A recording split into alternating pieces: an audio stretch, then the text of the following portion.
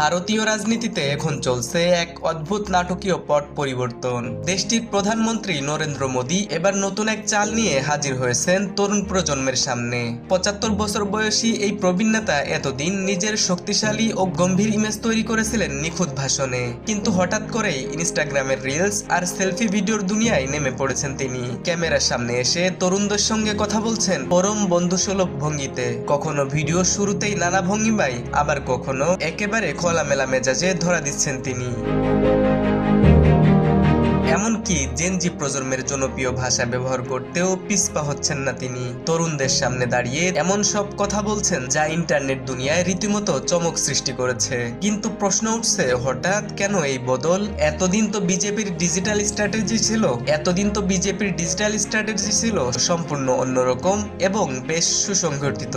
নেটিজেনরা মনে করছেন চলতি বছরে ভারতে ঘটে যাওয়া তরুণদের তীব্র আন্দোলনে সবকিছু বদলে গিয়েছে দেশটির রাজনীতিতে।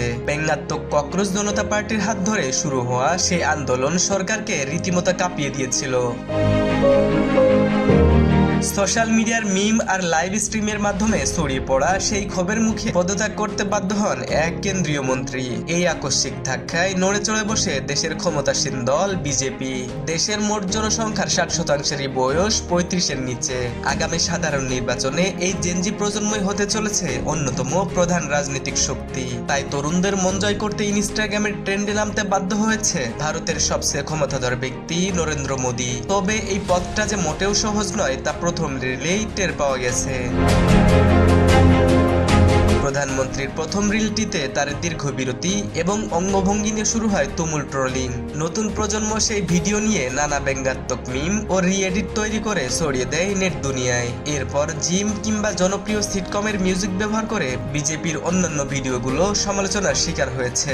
তরুণরা সাফ জানিয়ে দিয়েছে, শুধু ট্রেন্ড ফলো করলেই তাদের মন জয় করা যাবে না। তবুও থেমে নেই ভারতের রাজনীতি।